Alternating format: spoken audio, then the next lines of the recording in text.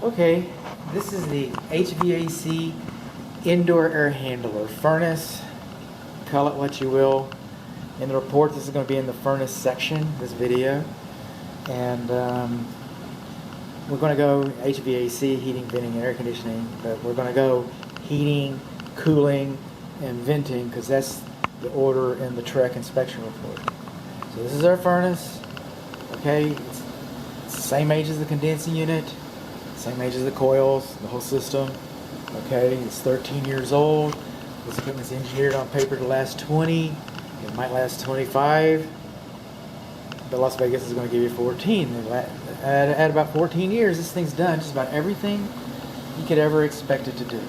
So this leaves us with, let's get on with it. I don't have a care and use manual. I am missing the cover plate for our service switch.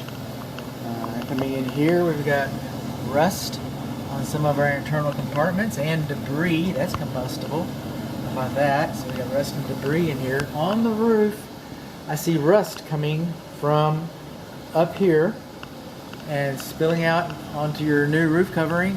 And that is an indication, that's a clue that we've got a heat exchanger problem. I'm not saying that you have one. I'm saying it's a clue that you have one. Okay? Up here, we should have like a pie pan. Some people call them escutcheon plates because it's a plumbing term, but it's a thimble for gas, and we should have a little circular plate up there. The other thing that we don't have is we don't have any ventilation. I'm not seeing any combustible ventilation. It's sucking around this door, it's sucking around that door. You can see the daylight. There's a door right over here. Okay, so your combustible air and your makeup air is coming from around these two doors, right there. All right, and it shouldn't. It shouldn't. It should draw both air from the exterior. And in this particular case, a lot of times, especially this age, the exterior could be simply the attic. Okay, but it doesn't draw from the living space, that's for darn sure. Which it is. Which it is. And so we don't have enough combustion. We've got a 20 by 25 by 1.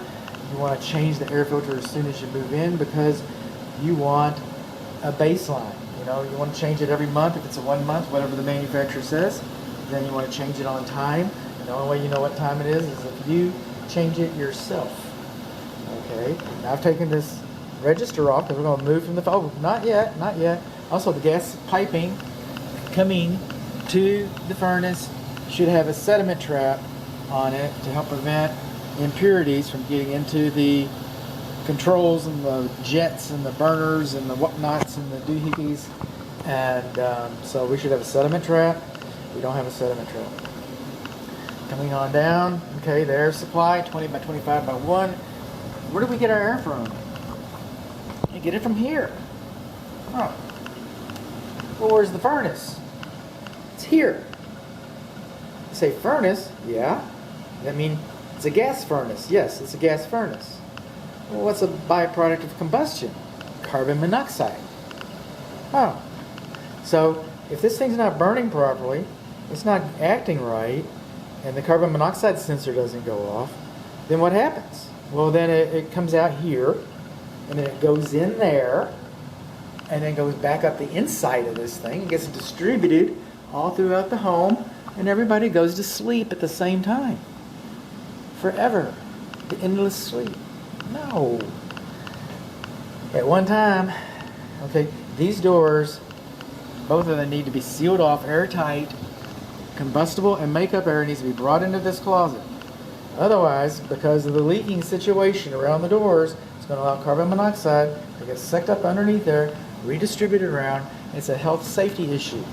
It's a health safety issue. And while we're on carbon monoxide, none of these alarms are carbon monoxide alarms. We've got smoke alarms in the house, but we do not have a carbon monoxide alarm in the house. We should have carbon monoxide alarms. Okay, we got 2 bedrooms. We should have a 1 carbon monoxide alarm in this hall would be sufficient.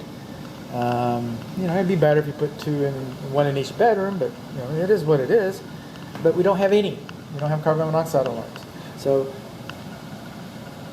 carbon monoxide comes out, goes in, goes around and around. Horrible story, horrible story.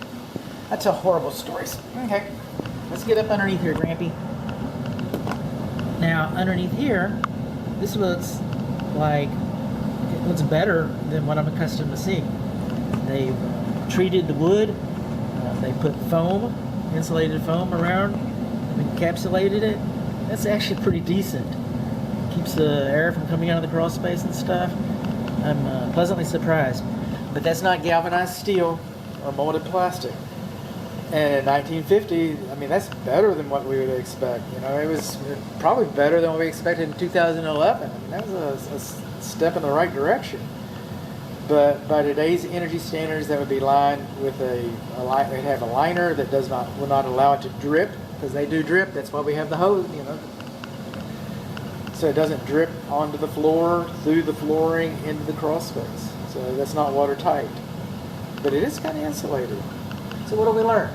We learned that our switch cover plate's missing. We learned that we don't have a care and use manual. We learned that our furnace flue is not properly supported in the attic, that it doesn't have a thimble, and that we shouldn't have tape on it. We learned that we do not have a sediment trap for our gas piping. We learned that we got some rust inside of the burner compartment. We learned that our primary, well, actually our only evaporator coil drain line does not have a P-trap on it, and it's not insulated.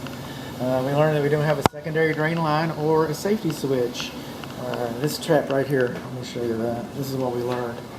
That this pipe does not have a P-trap and it's not insulated. Okay. Oh, that board's broken up pretty good right there. See? Those things happen. Alright, we'll get a picture of that coming on. And then we learned that our air return is too close to the furnace, and that our furnace compartment is not properly sealed and ventilated. And then, of course, we learn, and it won't even be a deficiency, it'll be up in the comment section, that I'll make note that by today's energy standards, you'd have a different kind of pan inside the air return.